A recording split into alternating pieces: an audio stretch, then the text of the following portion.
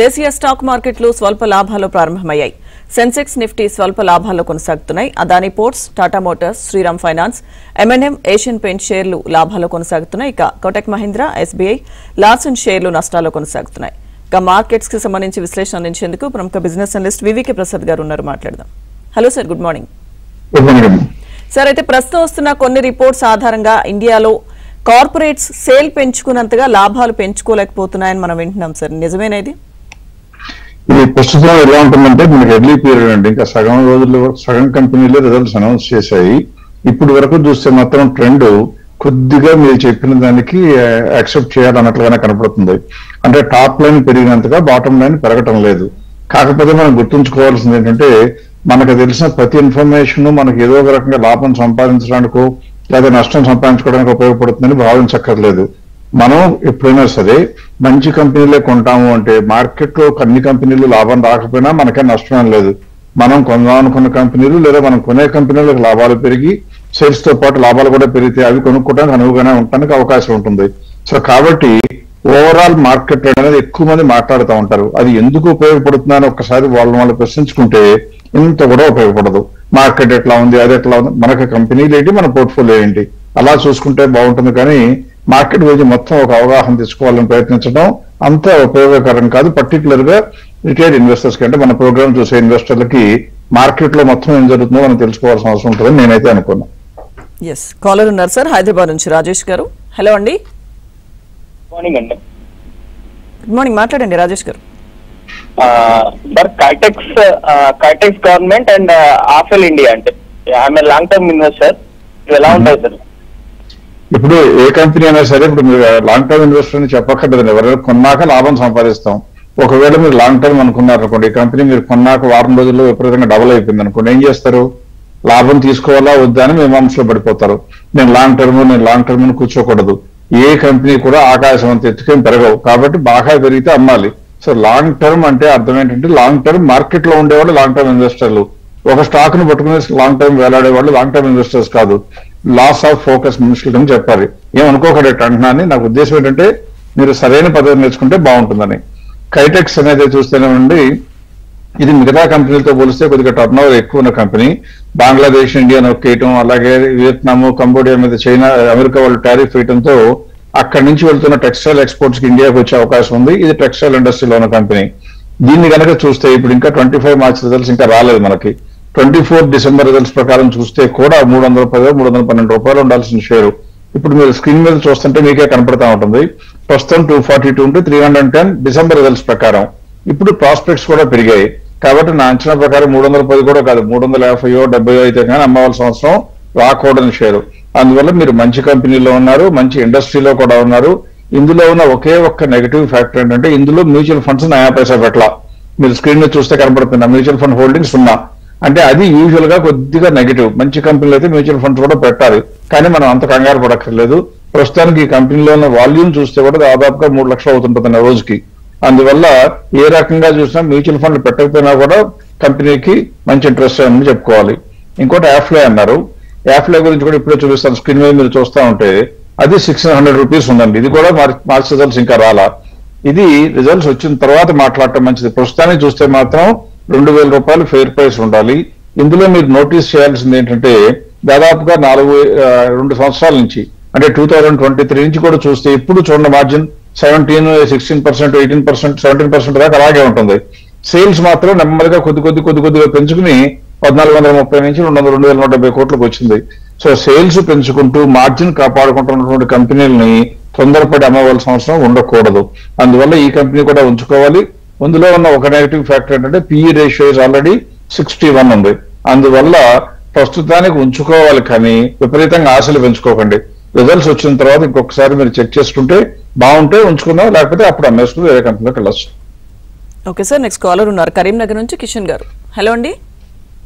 Good morning madam. నమస్కారం అండి ప్రసాద్ గారు. నమస్తే అండి. నేను ఈ మధ్యలో యూనివర్సల్ కేబుల్ అనేది 815లో తీసుకున్నాను, బాగా తగ్గింది. ఏమన్నా యావరేజ్ చేసుకోమంటారా సార్? ఇది ఎలా ఉంటుంది? ఎప్పుడు కూడా మీరు అంటే కొనేటప్పుడు యూజువల్ గా మీరు మామూలుగా ఎప్పుడు చేస్తా ఉంటారు. మీరు ఎక్కువ సార్లు కంపెనీ మంచిగా కొన్నాను, లాభాల్లో ఉన్నాయని చెప్తా ఉంటారు. ఒక్కసారి వాళ్ళు అంటే మరి కొద్దిగా నష్టంలో ఉందని చెప్పారు. ఈ కంపెనీ తగ్గిన కారణం ఏం లేదండి. ఎప్పుడు కూడా ఎలా ఉంటుందంటే మనిషికి నష్టం ఎందుకు వస్తుంది అంటే మనం కొంటున్న కంపెనీకి నష్టాలు వస్తుంటే మనకి నష్టం రాకుండా ఆగదు. ఎప్పుడన్నా విపరీతమైన అదృష్టం ఉంటే ఆ ఒక్క కంపెనీ ఎవడో కొనుక్కుంటానంటే పెరగాల్సిందే, కానీ నష్టాలు వస్తున్న కంపెనీకి మనకి లాభం రావటం షేర్ ప్రైస్ లో కష్టం. మీరు స్క్రీన్ మీద నేను డేటా చూపిస్తున్నాను చూడండి. 2023 మార్జిన్ లో 2200 కోట్లు టర్న్ ఓవర్ ఉందండి ఆ కంపెనీకి. ఇప్పుడు ఎంత అయింది? 2300. అంటే 2 సంవత్సరాలు అయిపోతే మొత్తం కలిపి మురుగుతో 5% కూడా మార్జిన్ సేల్స్ కూడా పెరగలేదు. కానీ మార్జిన్ చూడండి, నెట్ ప్రాఫిట్ మార్జిన్ చూస్తే 5.36 ఉన్న మార్జిన్ తగ్గుతూ కంటిన్యూస్ గా తగ్గుతూ వచ్చి ఇప్పుడు 3.81% వచ్చింది.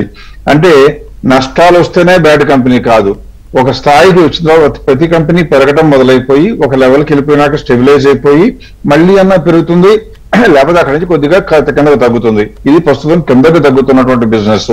అందువల్ల ఈ కంపెనీలో ఆపరేషన్స్ ఒక స్కేల్ దాటి చేయలేకపోతున్నారని అర్థమవుతుంది. ఎప్పుడైతే అలా చేయలేరో, మామూలుగా రిటైల్ ఇన్వెస్టర్స్ కొనుక్కుంటే ఆశ కొద్దీ అటు పెట్టుకుంటారు, కానీ కొద్దిగా సీజనల్ ఇన్వెస్టర్లు వెంటనే ఆ కంపెనీలోంచి ఇంకో కంపెనీలోకి వెళ్ళిపోతారు. ఎప్పుడు పెరగటానికి అపరిమితమైన ఛాన్స్ ఉన్న కంపెనీలో ఉండాలి. అందువల్ల ఈ కంపెనీ ఉంచుకోవటం మంచిదా అంటే, అసలు లాభాలు పెరగకుండా ఉన్న కంపెనీలో మనం ఉండకూడదు. మనకి లాభం వచ్చిందా నష్టం వచ్చిందా పక్కన పెట్టండి.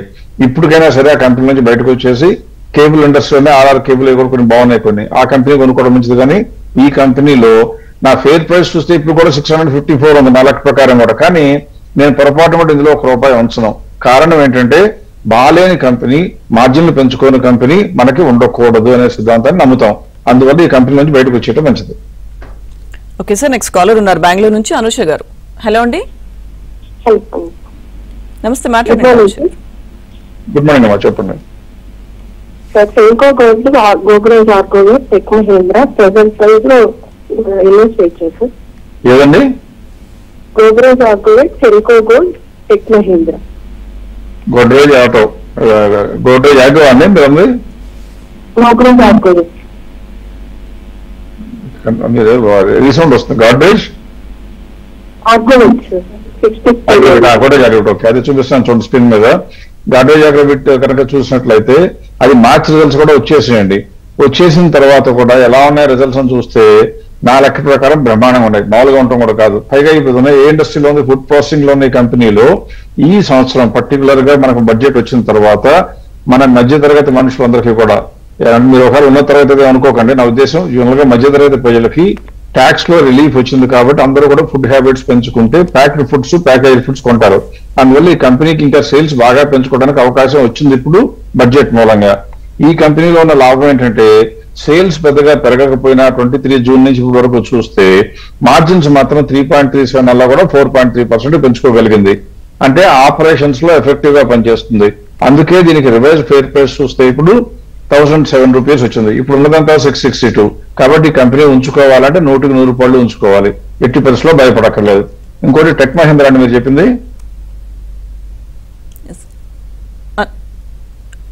అవును సార్, టెక్ మహీంద్రా చెప్పారు. టెక్ మహీంద్రా కనుక చూస్తే అది కూడా 25 మార్చ్ రిజల్ట్స్ వచ్చాయి. టెక్ మహీంద్రాకి సాఫ్ట్వేర్ కంపెనీలు అన్నిటికీ ట్రంప్ అనే ఒక భూతం ఇంకా అమెరికాలో ఉన్నంత కాలం అవకాశాలు బ్రహ్మాండంగా పెరుగుతాయని కష్టం. పైగా ఈ కంపెనీ చూస్తే ఇప్పుడు ₹1500 ఉంటే కంపెనీ బాగానే ఉందండి, గ్రోత్ బాగాలేదంటే అన్ని బాగానే ఉన్నాయి, కానీ ఆ భయం ఉంది. అలా కనుక రేపు పొద్దున టారిఫ్లు ఇవ్వడం ఏదైనా కనుక తిక్కల పని చేశాడంటే ఈ కంపెనీకి అవకాశాలు తగ్గుతాయి. అదర్వైజ్ కొద్దిగా పర్లేదండి, రిస్క్ తీసుకుంటాను లాంగ్ టర్మ్ అంటే లాంగ్ టర్మ్ లో మంచి కంపెనీనే. చూస్తే మాత్రం 1852, కానీ 20% పెరగడానికి ఛాన్స్ ఉంది. యూజువల్ గా రిటైల్ ఇన్వెస్టర్స్ అని మనం 30% గ్యాప్ ఉంటే ఫేర్ ప్రైస్ కొనుక్కోవడం మంచిది. ఎందుకంటే అప్పటి నుంచి ఇంకా తగ్గడానికి అవకాశం తక్కువ, పెరగడానికి అవకాశం ఎక్కువ ఉంటాయి. సో టెక్ మహీంద్రా నా లెక్క ప్రకారం మీకు ప్రస్తుతానికి వద్దు, గోడ్రేజ్ మాత్రం ఖచ్చితంగా కొనుక్కోవచ్చు. ఓకే సార్, నెక్స్ట్ ఏలూరు నుంచి కాలర్ ఉన్నారు రామకృష్ణ గారు. హలో అండి. నమస్తే అండి. నమస్తే అండి, చెప్పండి. సార్ నేను ఎస్బీఐ డివిడెండ్ ఫండ్ లో ఒక 20 లక్షల రూపాయలు పెట్టాను పెట్టుబడి. ఇండెక్స్ ఫండ్ లో పెట్టాను సార్, 20 లక్షలు పెట్టాను. అది పెట్టిన దగ్గర నుంచి లాస్ లోనే ఉంది, ఇప్పుడు 2 లక్షలు లాస్ లో ఉన్నాయి. అంటే ఈ 6 నెలల్లో పెట్టారా, అది ముందు పెట్టారా? 6 నెలలు పెట్టారు. అది 6 నెలల్లో పెడితే మీకే ప్రపంచం అంతా వచ్చింది లాస్. నిజానికి యాక్చువల్ గా మేము ఒక ఇంట్రెస్టింగ్ గా స్టడీ చేసాం లాస్ట్ వీకే. అంటే ఇన్వెస్టర్స్ కి అంత ఉపయోగం ఉండదేమని చెప్పలేదు, కానీ ఏం చేసామంటే నిఫ్టీ 50లో కొనుక్కున్న వాళ్ళు ఎవరైనా సరే ఉండి 20 స్టాక్స్ ర్యాండమ్ కొనుక్కుంటే 500 పోర్ట్ఫోలియోలు బిల్డ్ చేయమని చెప్పాం కంప్యూటర్ ని ర్యాండమ్ లో. వాళ్ళందరికీ కలిపి ఎంత లాభం వచ్చిందో చెప్పమంటే మొత్తం కలిపి అందరికీ కూడా యావరేజ్ గా 14% లాస్ లో ఉంది. మీరు చెప్పినటువంటి 20 లక్షలు పెడితే 2 లక్షలు లాస్ అంటే 10%. అంటే మీరు మిగతా వాళ్ళకన్నా బెటర్ గా ఉన్నారు. అదే NSE 500 లో కొనుక్కున్నట్లయితే 21% లాస్ వచ్చింది. సో వాళ్ళతో పోలిస్తే మీరు తక్కువ బెటర్ గా ఉన్నారు. ఇక్కడ మీరు అనుకోవచ్చు నష్టం వస్తే మీరు బాగున్నానంటారు ఏంటి అనుకుంటారేమో. స్టాక్ మార్కెట్ లో లాభం నష్టం మన చేతుల్లో ఉండవు. లాంగ్ టర్మ్ లో మాత్రమే మన చేతుల్లోకి వస్తాయి, కానీ షార్ట్ టర్మ్ లో పైకి కిందకి ఆడుతూ ఉంటాయి. అప్పుడు మీరు చేయవలసింది ఏంటి, మిగతా వాళ్ళందరికన్నా తక్కువ లాభం ఉంటే మీరు తెలివైన పని చేసినట్టు, మిగతా వాళ్ళకన్నా లాభం ఎక్కువ ఉంటే తెలివైన పని చేసినట్టు. ఆపోజిట్ అయినప్పుడే బాధపడాలి. కానీ ప్రస్తుతానికి మార్కెట్ మొత్తం కుంగి ఉన్నటువంటి ఈ సమయంలో మొత్తం ట్రెండ్ అంతా ఒక రకమంటే మన ఒక్కళ్ళకే లాభం రావాలంటే రాదు. ఇకపోతే మీరు ఇందులోనే ఉండాలా అంటే మీ ఉద్దేశం, మీ ఇష్టం. యూజువల్ గా ఇండెక్స్ లో కనుక ఇన్వెస్ట్ చేస్తే లాంగ్ రన్ లో 10 నుంచి 12% వరకు వస్తుంది, అంతకన్నా ఎక్కువ లాభం రాదు. అది చాలు అనుకుంటే ఇండెక్స్ ఫండ్ లో ఉండండి. అలా కాకుండా కొద్ది గొప్ప లాభం సంపాదించాలి అనుకుంటే కనీసం ఇండెక్స్ ఫండ్ లో నుంచి వేరొక మ్యూచువల్ ఫండ్స్ లోకి వెళ్ళడానికి ప్రయత్నం చేయండి, లేదా మంచి ఈక్విటీస్ లో కొనుక్కోవడానికి ప్రయత్నం చేయండి. అంతేకాని మ్యూచువల్ ఇండెక్స్ ఫండ్ లో ఉంటే మాత్రం వచ్చే అవకాశాలు, లాభం అవకాశాలు ఖచ్చితంగా తక్కువ ఉంటాయి. But 6 months is two short period. ఏమీ కంగారు పడక్కర్లా. సార్ నెక్స్ట్ కాలర్ ఉన్నారు సార్, గుంటూరు నుంచి మోహన్ రెడ్డి గారు. హలో అండి, మాట్లాడారు మోహన్ రెడ్డి గారు. సార్ నమస్తే సార్. నమస్తే అండి. సార్ మరి ఈస్టర్ ఇండస్ట్రీస్ ఉన్నాయి సార్, 100 రూపీస్ లో బై చేసించాం. ఏమైంది company? Easter industries. Easter, okay. అవి 5000 షేర్స్ ఉన్నాయి సార్. అది ఎట్లా సార్, నాకు 100 రూపీస్ లో బై చేసిన్నా, ఉంచమంటారా తీసేయమంటారా అని 170 పోయినా కానీ నేను అమ్మలేదు. ఎప్పుడు మీరు ప్రైస్ స్టాక్ కొనుక్కునేటప్పుడు కొనడానికి కారణం కంపెనీ బాగుంటే కొనాలండి. ఇప్పుడు మీకు ఆ రిజల్ట్స్ స్క్రీన్ మీద పెట్టాను నేను. 2 రకాలుగా కంపెనీ మంచిదని మనం డెసిషన్ రావాలి. ఎలా లాభాలు పెరుగుతా ఉన్న కంపెనీ అయితే అసలు ఏం మాత్రం డౌట్ పడకుండా దివ్యంగా ఉండొచ్చు. ఈ కంపెనీ గురించో లేదా ఇండస్ట్రీ గురించో ఒకవేళ మీరు కూడా ప్యాకేజింగ్ ఇండస్ట్రీ రిలేటెడ్ అటువంటి వారు కనుక అయిపోయి కంపెనీ గురించి స్టడీ చేసి ఉంటే కనుక లాసులు తగ్గుతుంటే కూడా కొనవచ్చు. అంటే ఎవరు కొనాలి? ఇన్వెస్టర్లో కొద్దో గొప్ప నాలెడ్జ్ ఉన్నవాడు లాస్ తగ్గుతున్న కంపెనీ కొనవచ్చు. కానీ సేఫ్టీ ప్రధానంగా ఉండే ఇన్వెస్టర్లు అయితే లాసుల్లో ఉన్న కంపెనీని చచ్చినా అంటుకోకుండా ఉండటం మంచిది. ఎందుకంటే మనకు అది ఏమవుతుందో చెప్పలేం. కాబట్టి మీరు స్టడీ చేసిన కంపెనీ మీ అనాలిసిస్ ప్రకారం చూస్తే మంచి స్టాకే పికప్ చేశారు. ఎందుకంటే స్క్రీన్ మీద మీరు ఉన్న డేటా చూస్తే ఈ కంపెనీకి 1100 నుంచి 1200 కోట్ల దాకా టర్న్ ఓవర్ వచ్చిన మాట కరెక్ట్. ఇది 2 సంవత్సరాల్లో. At the same time margins చూస్తే మధ్యలో బాగా 11% మైనస్ లోకి వెళ్ళిపోయింది కూడా. ఇప్పుడు మళ్ళీ దాదాపు తగ్గి కేవలం 1% లాస్ లోకి వచ్చింది. అంటే అర్థం ఏంటంటే కంపెనీ నష్టాలను తగ్గించుకోగలుగుతుందంటే ఆపరేషనల్ ఎఫిషియన్సీ చూపిస్తున్న కంపెనీ. ఎప్పుడు కూడా ఇటువంటి కంపెనీ కొద్దిగా రిస్క్ తీసుకోగలిగిన వాళ్ళు ఉండాలి. మా అంచనా ప్రకారం ఇప్పుడున్న వర్కింగ్స్ ప్రకారం చూస్తే పెరుగుతుంది. ఎందుకంటే ఎబిటా అంటాం, earnings before interest depreciation tax and amortisation అని, అది చూస్తే 134 crores ప్రాఫిట్ వచ్చినట్టు క్యాష్ రూపంలో. అది మా లెక్క ప్రకారం 143 రూపీస్ ఉండాలి డిసెంబర్ రిజల్ట్స్ బేస్ చేసుకుని. ఇప్పుడు అమ్మచ్చారని మీరు అడిగారు, అమ్మకూడదు, అమ్మవలసిన అవసరం లేదు. ఇకపోతే ఇంకా ఉంచుకోవచ్చు అంటే మార్చ్ లో రిజల్ట్స్ కనుక మీ అంచనా కరెక్ట్ అయిపోయి ఈ కంపెనీ ఇంకొద్దిగా పనితీరు మెరుగుపరుచుకుని లాభాల్లోకి వచ్చిందనుకోండి, మిగతా వాళ్ళకు కూడా కొనమని చెప్పాల్సిన అవకాశం వస్తుంది, అవసరం వస్తుంది. ప్రస్తుతానికి మాత్రం మీరు తొందరపడి అమ్మక్కర్లేదు. కాకపోతే ఒకటే రిక్వెస్ట్ ఏంటంటే ఏ కంపెనీ అయినా మీరు ఎంత స్టడీ చేసినా కూడా మీ పోర్ట్ఫోలియోలో 20% కన్నా ఎక్కువ పెట్టుకోకూడదు. మీరు 5,000 షేర్లు కొన్నారు అంటే చాలా ఎక్కువ పెట్టుబడి పెట్టినట్టు, అందులో 5 లక్షలు పెట్టినట్టు. అన్లెస్ మీ పోర్ట్ఫోలియో 20 లక్షలు 25 లక్షలు ఉంటే పర్వాలేదు, కానీ అదర్వైజ్ 20% కన్నా దయచేసి మీ ఇంట్రెస్ట్ గురించి చెప్తున్నాను, ఎట్టి పరిస్థితుల్లో ఒక సెక్టర్ లో మాత్రం ఇన్వెస్ట్మెంట్ పెట్టకండి. Okay sir. సార్ అయితే లాస్ట్ టైం మన షోలో మీరు చెప్పారు రిజల్ట్స్ బాగుండి కొనుక్కోవడానికి అనువుగా ఉన్న వాటి గురించి డిస్కస్ చేశారు కదా సార్. సో అయితే ఫ్రైడే రోజు కానీ ఆ తర్వాత కూడా కొన్ని కంపెనీలు రిజల్ట్స్ అనౌన్స్ చేశాయి. సో అలాంటి వాటిలో కూడా ఏమైనా మంచి స్టాక్స్ ఉంటే ఇన్వెస్టర్స్ కు చెప్తారా సార్? తప్పకుండా చెప్తామా. ఎప్పుడు కూడా ఇన్వెస్టర్స్ కి ఏంటంటే ఇది మూవింగ్ సైకిల్ లాగా ఉంటాయి. రకరకాల స్టేషన్లు ట్రైన్లో వెళ్ళిపోతుంటే వస్తూ పోతూ ఉంటాయో అలాగే స్టాక్ మార్కెట్ లో మనకి ఇష్టం ఉన్నా లేకపోయినా మనం చూసినా చూడకపోయినా కంపెనీలు రిజల్ట్స్ అనౌన్స్ చేస్తుంటాయి. అంటే అర్థం ఏంటి, ఆ రిజల్ట్స్ కనుక బాగుండి రేటు కనుక పెరగకపోతే మనకి ఇన్వెస్ట్మెంట్ ఆపర్చునిటీ మన ముందుకు వస్తుంది. మనం కళ్ళు మూసుకుంటే నెమ్మదిగా నక్కువ వెళ్ళిపోతుంది. అంటే మిగతా వాళ్ళు కొనుక్కోవడం మొదలు పెడితే మళ్ళీ రేటు పెరుగుతుంది, మనకి తెలిసి కళ్ళు తెరిచేటప్పుడు బహుశా రేటు పెరిగిన రేట్లోనే కొనడం జరుగుతుంది. రిటైల్ ఇన్వెస్టర్స్ లో ఎక్కువ మంది రేటు పెరిగినాక కొనటం, రేటు బాగా పడిపోయినాక తగ్గడం, అమ్మడం చేస్తూ ఉంటారు. అలా జరగకుండా ఉండాలంటే వచ్చే రిజల్ట్స్ ఒక కంట కనిపెట్టాలి, లేదా ఎవరైతే కనిపెడతా ఉంటారో వాళ్ళ గురించి అలా కొద్దిగా ట్రాక్ చేసుకోవడం బెటర్. ఇప్పుడు నేను స్క్రీన్ మీద ఏం చేస్తానంటే మొన్న ఫ్రైడే నుంచి ఇప్పటి వరకు అంటే 2 మే నుంచి ఇప్పటి వరకు వచ్చిన రిజల్ట్స్ వచ్చిన కంపెనీల్లో చిన్న చితక వదిలేయమన్నాను. 1000 కోట్ల కన్నా మార్కెట్ క్యాప్ తక్కువ ఉంటే వద్దు అంటున్నాను, ఎందుకంటే రీటైల్ ఇన్వెస్టర్స్ యొక్క వాళ్ళకి ప్రమాదం అని. 1000 కోట్ల కన్నా ఎక్కువ ఉన్న కంపెనీలో ఎన్ని కంపెనీలు రిజల్ట్స్ వచ్చాయి, అందులో కూడా బాగున్నాయా బాగావా అని కూడా అడగటం లేదు. బాగున్న వాటిలో కొనుక్కోవడానికి అనువుగా ఎన్ని ఉన్నాయో చెప్పమంటాను. కొనుక్కోవడానికి కూడా మనం ఏం చేస్తాం, ఇప్పుడు కూడా ఆ ఫెయిర్ ప్రైస్ మనం అనుకున్న ప్రైస్ కన్నా 30% డిస్కౌంట్ లో ఉంటూ కొనుక్కోవడం రిటైల్ ఇన్వెస్టర్స్ కు సేఫ్. ఇప్పుడు చూస్తే మీకు అందులో 3 బ్యాంకింగ్ నుంచి వచ్చినాయి. City union bank, Indian bank, Kotak Mahindra bank 3 కూడా బ్యాంకుల్లో ఉన్నాయి. మార్జిన్స్ బాగానే ఉన్నాయి, చూస్తే ప్రాఫిట్లు కూడా బాగానే ఉన్నాయి. కాబట్టి ఇప్పుడు అన్ని కూడా 30% కన్నా ఎక్కువ పెరగడం ఛాన్స్ కనపడుతుంది. తర్వాత ఇంతకు ముందే యూనివర్సల్ కేబుల్ గురించి మాట్లాడినప్పుడు నేను చెప్పడం జరిగింది, ఆర్ఆర్ కేబుల్ అని. ఆర్ఆర్ కేబుల్ అయితే బ్రహ్మాండంగా ఉంది పనితీరు. 6% సేల్స్ పెరిగితే 19% ప్రాఫిట్ పెరిగింది. ఇటువంటి జ్యువెల్స్ ని పట్టుకోవడానికి మనం ప్రయత్నించాలి. అది 44% పెరగడానికి ఛాన్స్ ఉంది. తర్వాత స్పెషాలిటీ కెమికల్స్ ఇవాళ 2 రిజల్ట్స్ వచ్చినాయి. Previous speciality chemicals 38, Ather industries లో 31% కూడా పెరగడానికి ఛాన్స్ ఉంది. తర్వాత లేటెంట్ వ్యూ, ఇది డిఫెన్స్ అనివ్వండి, కంప్యూటర్ సాఫ్ట్వేర్ అనివ్వండి, ఇది కూడా పెరిగి 31% ఉంది. గ్రావిటా ఇండియా, ఫెర్రోఎల్లాస్ లో ఉన్నటువంటి 45% పెరగడానికి ఛాన్స్ ఉంది. పిఎన్బి గిల్డ్స్ ఒకటి మాత్రం ఇక్కడ చూపించినా కూడా దయచేసి మీరు ఎవరో కొనకండి, ఎందుకంటే అందులో లాభం దాటానికి ప్రాఫిట్ బిజినెస్ లో ఉండవు. ఎక్కువ గిల్డ్స్ గవర్నమెంట్ సెక్యూరిటీస్ కొంటా అమ్ముతూ ఉంటారు, కాబట్టి అది వదిలేద్దాం. హోమ్ ఫస్ట్ ఫైనాన్స్ కొనుక్కోవడానికి బాగుంది, 42% స్కోప్ ఉంది పెరగడానికి. ఫుడ్ ఇండస్ట్రీలో పరాగ్ మిల్క్ ఫుడ్స్ బాగుంది, అలాగే వర్ధమాన్ టెక్స్టైల్స్ లో కూడా బాగుంది. ఇవన్నీ కూడా వచ్చిన రిజల్ట్స్, 2-3 రోజులు వచ్చిన రిజల్ట్స్ లో బాగున్న కంపెనీలు. అంటే ఇందులో కనుక కొనుక్కుంటే మీకు పెరగడానికి అవకాశం ఎక్కువ. పెరగడానికి గ్యారంటీ అని ఎవరైనా చెప్పాం, పెరగడానికి మాత్రం అవకాశం గ్యారంటీగా ఎక్కువ ఉంటుంది. ఓకే సార్, కాలర్ ఉన్నారు విశాఖ నుంచి, రావు గారు. హలో అండి. హలో, నమస్కారం మేడం. నమస్తే అండి, మాట్లాడండి. ప్రసాద్ గారు నమస్కారం సార్. నమస్తే, చెప్పండి సార్. నేను కరూర్ వైశ్య బ్యాంక్ కేవీబీ ఒక 500 ఉన్నాయి సార్ నా దగ్గర.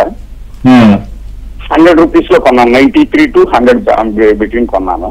ఇంకొక 500 కొందామని అనుకుంటున్నాను, కొనొచ్చా సార్?